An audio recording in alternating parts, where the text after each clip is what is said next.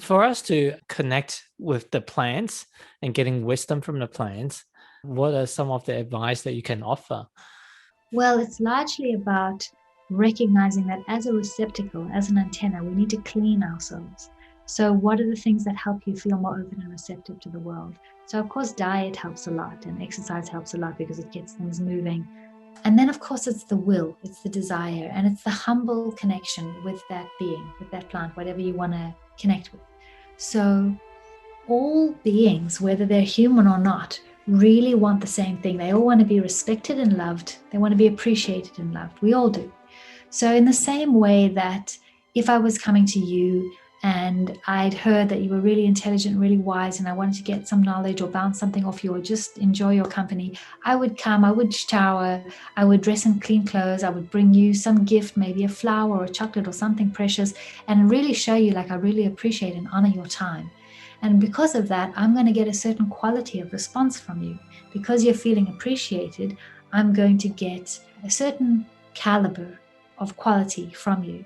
Very different to if I just knocked on your door unannounced, walked in, helped myself to the fridge, left a mess, and like, hey, Gary, whatever.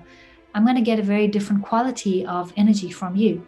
So it's the same with a plant. If we want to get to know a plant, the same. We set aside a time. It's not just happenstance. We set aside a time and we have that plant with us. It's either in the garden or we have it dried, whatever form that we have it.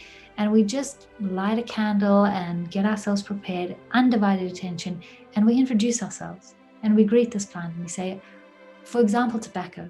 Tobacco is a master plant and it's been used by indigenous cultures all over the world as a protector plant, as a healer, as a guide, as a diplomat. Tobacco is known to be that which protects you and gives you courage, but also communicates your intention very clearly to other species, to other beings.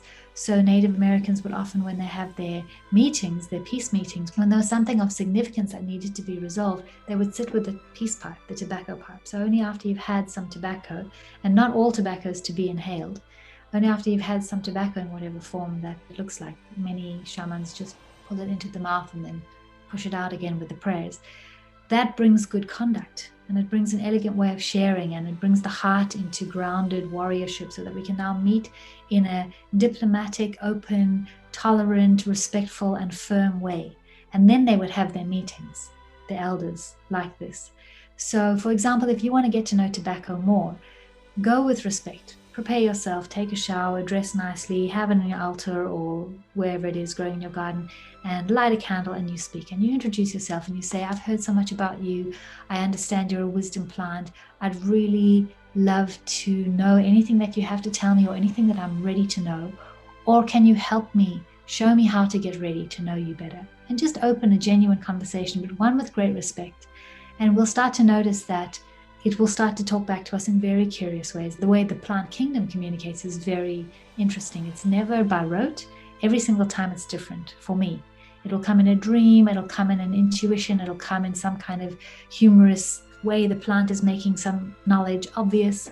So it's very, very intelligent kingdom and it speaks to us in these ways that pulls us into our own intelligence.